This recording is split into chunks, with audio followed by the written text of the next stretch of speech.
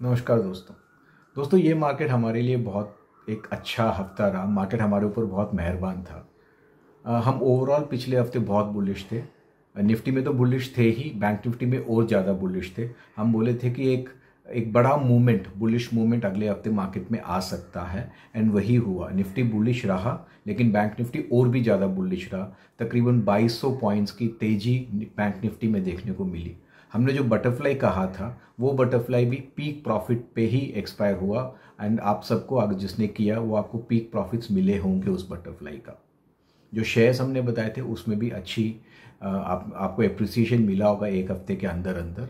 तो ओवरऑल हमारा हर रिकमेंडेशन पिछले हफ्ते एकदम एकदम ऑन द डॉट हुआ, एंड आई होप आप सबने इसका फ़ायदा उठाया होगा, आप सबको इसका फ़ायदा मिला होगा। अगले हफ्ते क्या ट्रेंड है, क्या यही ट्रेंड कंटिन्यू करेंगे या मोमेंटम थोड़ा कम हो सकता है? अगले हफ्ते ऑप्शन स्ट्रैटेजी हमारी क्या है? अगले हफ्ते कौन से चार्ट्स हमको अच्छे लग रहे हैं? हमारा फॉर्मेट वही है, हम फॉर्मेट में ज़्यादा चेंज नहीं चाहते हैं, क्योंकि ट्रेडिंग या इन्वेस्टमेंट एक फिक्स पैटर्न में ही हमेशा अच्छा रहता है, वो ज़्यादा रिवॉर्डिंग रहता है। तो हमारा पैटर्न वही रहेगा। हम पहले जल्दी से पिछले हफ्ते क्या हुआ तो वो एनालाइज करेंगे, एंड देन अगले हफ्ते उस पर ज़्यादा ध्यान है। अगले हफ्ते क्या इवेंट्स है जो मार्केट को ड्राइव करेंगे। उसके बाद निफ्टी एंड बैंक निफ्टी के technical charts, daily and weekly charts analyse करेंगे, ये समझने के लिए कि क्या रुझान हो सकते हैं अगले हफ्ते। उसके बाद देखेंगे कि अपने ऑप्शन स्ट्रैटेजीज अगले हफ्ते के लिए क्या होनी चाहिए, एंड फाइनली 2-3 चार्ट्स जो हमको अच्छे लगे। आइए देखते हैं, एंड आई होप अगले हफ्ते भी आपको हमारा ये वीडियो कुछ अच्छा बेनिफिट दे। सो फ्रेंड्स, ये हफ्ते मार्केट में एक्शन ही एक्शन रहा। निफ्टी अगर देखा जाए तो 11,425 से लेके ऑलमोस्ट 11,700 11,686 के रेंज में रहा, एंड फाइनली 2.5% ऊपर यानी 11,650 के पास बंद हुआ ये। बैंक निफ्टी में बहुत ज़्यादा एक्शन था। रेंज उसका 22,400 लेके 24,611 था। पिछले कई हफ्ते से अगर आप देखें तो पूरे हफ्ते तकरीबन 1,000 पॉइंट का मूवमेंट था, लेकिन ये हफ्ते 2,500 पॉइंट का मूवमेंट, 2,200 पॉइंट का मूवमेंट एक हफ्ते में आया है, एंड ये पूरा हफ्ता बुलिश रहा। फाइनली 9.5% ऊपर ये बंद हुआ है 24,523 में। मिड कैप्स ने लेकिन इस बार अंडर परफॉर्म किया। बुलिश ही थे, mid caps and small caps दोनों बुलिश ही थे, लेकिन रिलेटिव टू एनएससी निफ्टी या बैंक निफ्टी कम घटे। मिड कैप 2.2% ऊपर बंद हुआ, एंड स्मॉल कैप जो है तकरीबन 0.25% ऊपर बंद हुआ। विक्स काफ़ी नीचे गया, 7.5% नीचे यानी 18.5 के लेवल में बंद हुआ, जो कि मार्च के बाद ये सबसे कम लेवल्स में है, जिसका मतलब यही है कि एक बड़ा वॉलेटाइल मूवमेंट जो एक्सपेक्ट कर रहे हैं वो कुछ चांस बहुत कम है। मार्केट जनरली स्टेडी ही रहेगा, एंड वॉलेटिलिटी बाज़ार में आने के चांसेस बहुत कम है, यही दिखा रहा है मार्केट का। आइए देखते हैं अभी मार्केट में ड्राइवर्स क्या थे अगले हफ्ते एंड पिछले हफ्ते क्या थे। तो शुरू करते हैं पिछले हफ्ते से। पिछले हफ्ते बैंक्स में अच्छी न्यूज़ आई थी। State bank of India and PNB दोनों में स्टेक सेल या फंड रेजिंग हो सकता है। इसकी एक न्यूज़ थी जिसके कारण ये दोनों बैंक्स बुलिश रहे। Union bank and Punjab national bank दोनों के रिजल्ट्स आए थे, एंड दोनों के रिजल्ट्स ही अच्छे थे। दोनों प्रॉफिट में थे, एनपीए कंट्रोल में हैं, हर तरह से रिजल्ट्स अच्छे थे, तो इसलिए बैंक में हमको एक बहुत तेज़ी मिली। उसके अलावा मीडिया कंपनीज़ के लिए स्टैंडर्ड ऑपरेटिंग प्रोसीजर्स यानी एसओपीज़ को ले डाउन किए गए, एंड शूटिंग्स अभी रिज्यूम होगी, जो कि मीडिया कंपनीज़ के लिए अच्छे हैं। इसीलिए जी टीवी में फॉर एग्जांपल काफ़ी अच्छी मूवमेंट आई। टाटा मोटर्स ने अनाउंस किया है कि अगले 3 साल में टाटा मोटर्स डेट फ्री हो जाएगा, जो कि टाटा मोटर्स के लिए बहुत बड़ी बात है, क्योंकि टाटा मोटर्स का जो परफॉर्मेंस नेगेटिव रहा है उसका मेन कारण उसका इंटरेस्ट आउटगो है। अगर डेट फ्री हो जाओ तो ये टाटा मोटर्स के लिए बहुत एक अच्छी खबर है। इसके अलावा एक पॉलिसी में देखा जाए तो ग्रीन एनर्जी यानी सोलार एनर्जी, विंड एनर्जी वगैरह, इंडियन एनर्जी एक्सचेंज IEX करके एक एक्सचेंज है जो कि जैसे स्टॉक एक्सचेंज में हम शेयर्स खरीद बेच देते हैं, ऐसे ही IEX में हम एनर्जी यानी पावर की ट्रेडिंग करते हैं।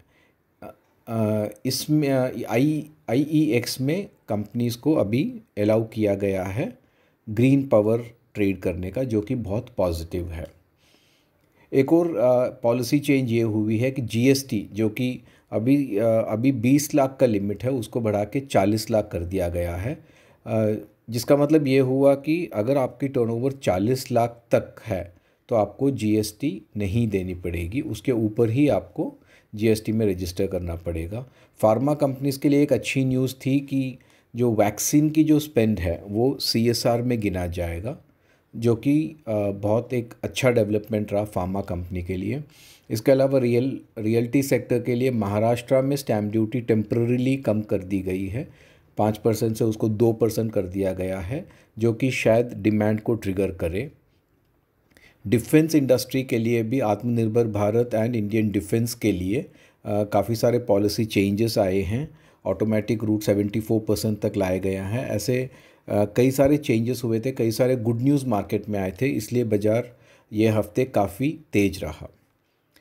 आने वाले हफ्ते में ग्लोबल मार्केट्स का एज़ यूजुअल एक इम्पैक्ट तो रहेगा ही मार्केट में। सारे मार्केट्स ऑलमोस्ट टैंडम में ही मूव हो रहे हैं। ग्लोबल मार्केट अच्छे होते हैं तो इंडिया अच्छा होता है, ग्लोबल मार्केट्स डाउन होता है तो इंडिया वीक होता है। ये कंटिन्यू रहेगा। चाइना में अगले हफ्ते परचेज मैनेजर्स इंडेक्स का डेटा आएगा, उसके ऊपर भी मार्केट पे थोड़ा रिएक्शन दिख सकता है। अमेरिका में फेड ने ये कहा है कि जो लो इंटरेस्ट रेट्स अभी चल रहे हैं ये लंबे टाइम तक चलेंगे, जो कि मार्केट्स के लिए एक बहुत पॉजिटिव न्यूज़ है, इक्विटी मार्केट्स के लिए। इंडिया में देखा जाए तो पिछले हफ्ते ऑटो में काफ़ी हलचल रही। उसका मेन कारण ये था कि GST कम करने की बात चल रही है। फाइनल डिसीजन हुआ नहीं है, लेकिन अगर GST कम करता हो, अभी 28% है, वो अगर कम होती हो तो टू व्हीलर इंडस्ट्री के लिए ये काफ़ी अच्छा रहेगा। AGR ड्यूज़ की हियरिंग काफ़ी टाइम से चल रही है। अगले हफ्ते जस्टिस रिटायर हो रहे हैं, तो एक्सपेक्टेड है कि उससे पहले इसमें एक जजमेंट आ सकती है। भारती एयरटेल, आइडिया, रिलायंस, इन सब पे बहुत बड़ा इसका असर पड़ेगा, जो कि हम पिछले कई हफ्तों से बोल रहे हैं।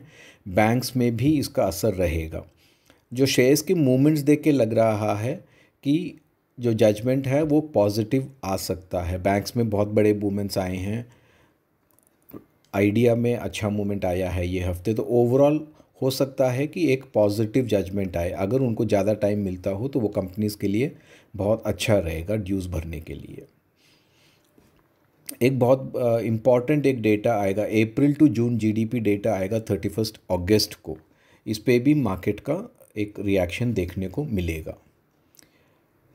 अभी FIIs एंड DIIs का फिगर्स अगर देखते हैं तो फॉरेन इंस्टीट्यूशंस ने इस बार काफ़ी हेवी बाइंग की है। 4,500 करोड़ रुपए के शेयर्स FIIs ने खरीदे हैं, जबकि इंडियन इंस्टीट्यूशंस ने 2,500 करोड़ के शेयर्स बेचे हैं। ये मंडे टू थर्सडे के फिगर्स हैं। तो नेट अगर देखा जाए तो तकरीबन 2,000 करोड़ की बाइंग इंस्टीट्यूशंस की तरफ आए हैं, प्लस फ्राइडे के जो फिगर्स होंगे वो। अभी चलते हैं निफ्टी की तरफ।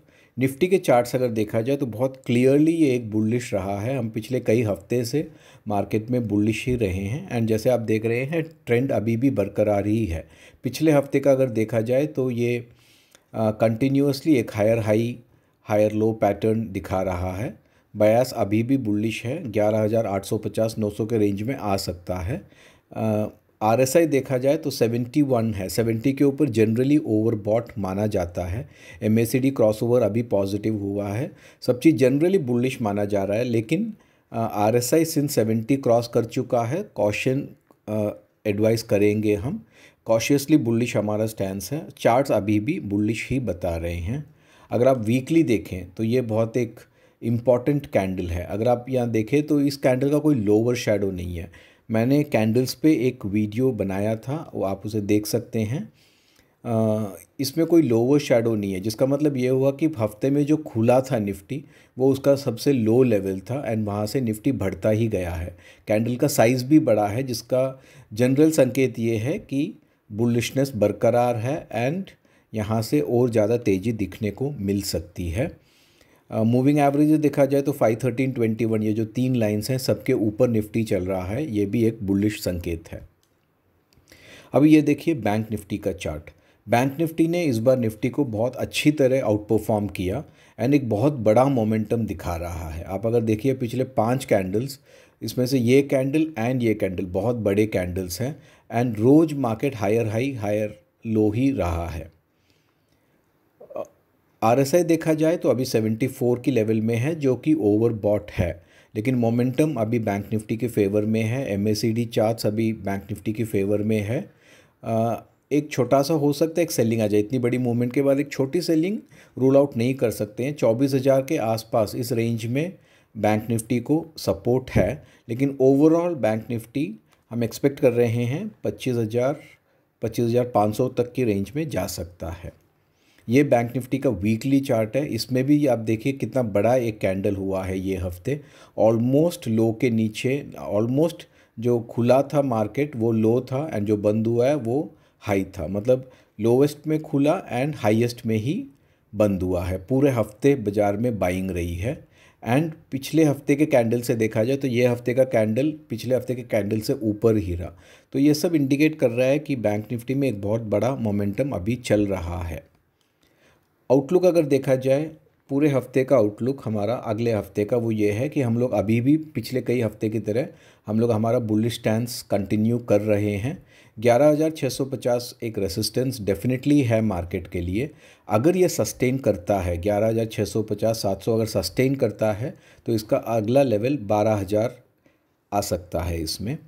लेकिन अगर 11,650 के नीचे जाता हो तो इसका अगला सपोर्ट तकरीबन 11,400 की रेंज में है।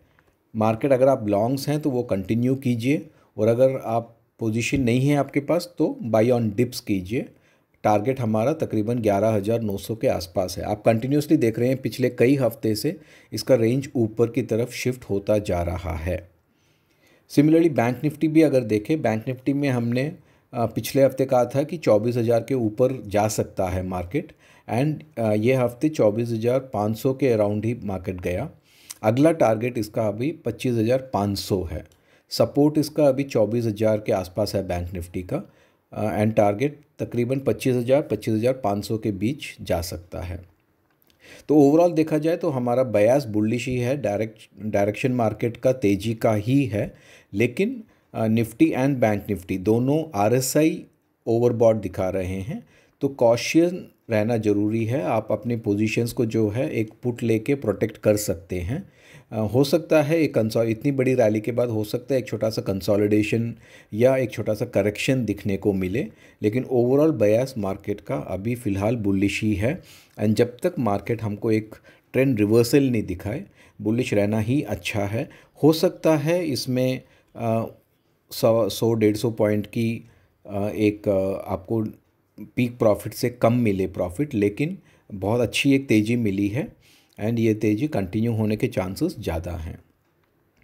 अभी देखते हैं ऑप्शन स्ट्रैटेजीज़। हम पिछले कई हफ्तों से निफ्टी में हम ऑप्शन स्ट्रैटेजीज़ देते हैं। इस बार हमने बैंक निफ्टी में दिया है क्योंकि बैंक निफ्टी हमको स्ट्रॉन्ग दिखाई दे रहा है, ज़्यादा उसमें एक मोमेंटम दिखाई दे रहा है। ये आपका जो स्ट्रैटेजी है इस बार वो ये होगा कि एक लॉट 24,600 का लीजिए। जो क्लोजिंग था वो 24,600 के पास ही था। 24,588 बंद हुआ था निफ्टी। 24,600 यानी एट द मनी जो बोलते हैं, एट द मनी का एक कॉल लीजिए 24,600। 2 कॉल बेचिए 25,200 का एंड देन उसके ऊपर का एक कॉल 25,600 का एक कॉल लीजिएगा। इसमें आपका जो है मैक्सिमम लॉस 3,800 रुपया है। मार्केट कहीं भी नीचे जाओ तो आपका मैक्सिमम लॉस 3,800 है। अगर कितना भी ऊपर चला जाए आपको मिनिमम आपको 11,900 रुपये का तो प्रॉफिट मिलेगा ही मिलेगा इस रेंज के बाद। उसके बाद लेकिन आपका पीक जो प्रॉफिट है वो 11,200 के है, 200 रेंज पे है। अगर बैंक निफ्टी अगर 25,200 रेंज में बंद होता हो तो आपको 11,200 रुपये प्रॉफिट मिलने के चांसेस हैं। नीचे आपका मैक्सिमम लॉस 3,800 रुपया है। बाजार कितना ही ऊपर जाता हो आपको 1,200 रुपये का एक प्रॉफिट काइंड ऑफ एश्योर्ड है इसमें। तो ये स्ट्रैटेजी हमको अच्छी लग रही है, बिकॉज इसमें आपका अगर आप रिस्क रिवॉर्ड रेशो देखें, जाने का 3,800 है, आने का 11,200 है, जो कि ऑलमोस्ट एक 1:3.5 के आसपास आ रहा है, जो कि अच्छा रिस्क रिवॉर्ड रेशो है। अब देखते हैं इंडिविजुअल चार्ट्स। जो हमको एक चार्ट बहुत अच्छा लग रहा है वो एक्सिस बैंक का है। पिछले 2-3 दिनों में काफ़ी बढ़ चुका है, एक ब्रेकआउट सा आया, लेकिन फिर भी इसमें मोमेंटम बहुत अच्छा दिखाई दे रहा है। कोविड के बाद ये पहला एक इतना बड़ा मूवमेंट मिला है 500 के ऊपर जो बंद हुआ है, एंड इसमें एक स्ट्रॉन्ग मोमेंटम दिखाई दे रहा है। ये 550 570 के आसपास ये जा सकता है।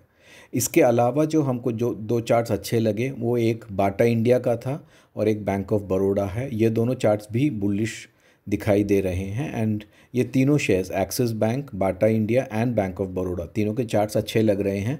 हो सकता है इसमें एक बुलिशनेस देखने को मिले, लेकिन कोई भी पोजीशन लेने से पहले अपने फिनेंशियल एडवाइज़र से ज़रूर कंसल्ट कीजिएगा, चार्ट्स चेक कर लीजिएगा, एंड उसके बाद आप पोजीशंस लीजिएगा। Thank you. अगले हफ्ते फिर मिलेंगे।